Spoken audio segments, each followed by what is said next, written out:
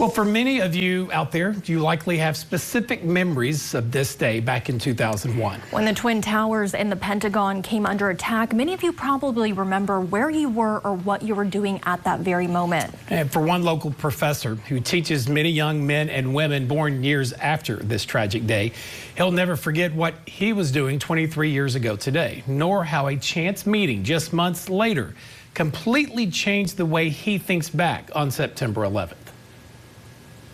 This week marks the 23rd anniversary of a horrific moment in our nation's history and our family's life. This is my story.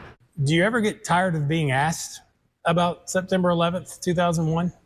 I really don't, because it was such a monumentous occasion in our country and in our family, so I don't mind sharing my story, but it was quite a tragic event for us.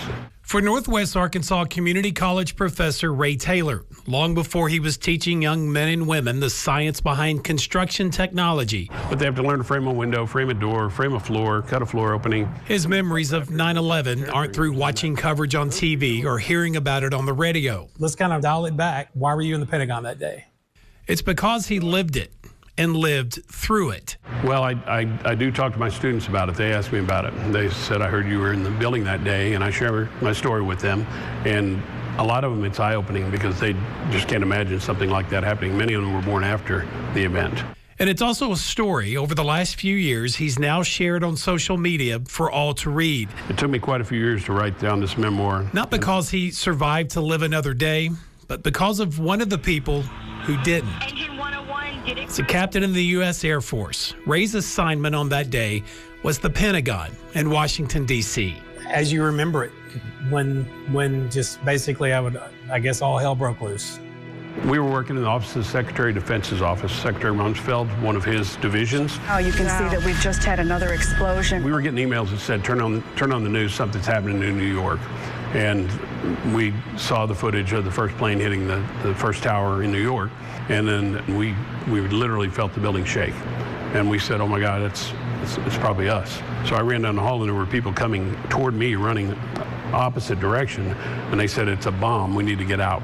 Ray recalls seeing the smoke billowing high into the air as they were rushed out and far away from the burning building. And the tough part was when you get home and your kids are, young, and they said, Dad, they had to come get a couple of girls out of my class today because they lost their parents. That was tough. And the days after, this is Ray working with contractors to help secure the roof of the Pentagon. Then in the months that followed, he and others helped build hundreds of flag cases honoring those who lost their lives. And that was very therapeutic because we delivered over 750 of these to all three sites. But it's what happened to him 5 months after the deadliest terrorist attack on U.S. soil that totally reshaped his memories of 9/11. My motivation to write this in such a detailed way was driven by an incredible chance meeting of the daughter of one of the Pentagon victims while I was stationed at the Air Force Academy. In February of 2002, Ray was leading a national leadership symposium at the Air Force Academy. He had just asked a bunch of college students from all over the country what they were doing at that moment, their memory of September 11th, just months before. Moments after he shared how he survived that attack from inside the Pentagon, the final college student spoke up. A very emotional young lady from Oregon named Amani Dorsey.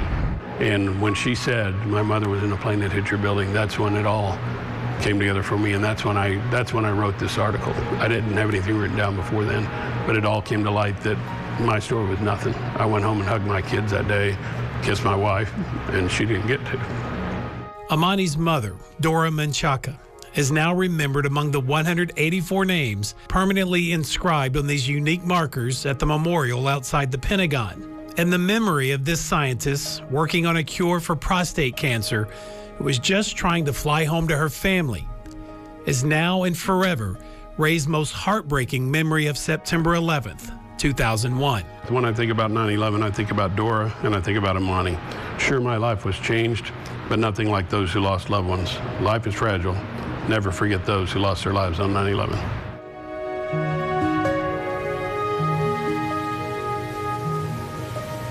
And a few years back, I had the opportunity to visit that memorial there. Truly a beautiful memorial constructed on the same side of the Pentagon where the plane crashed into the building.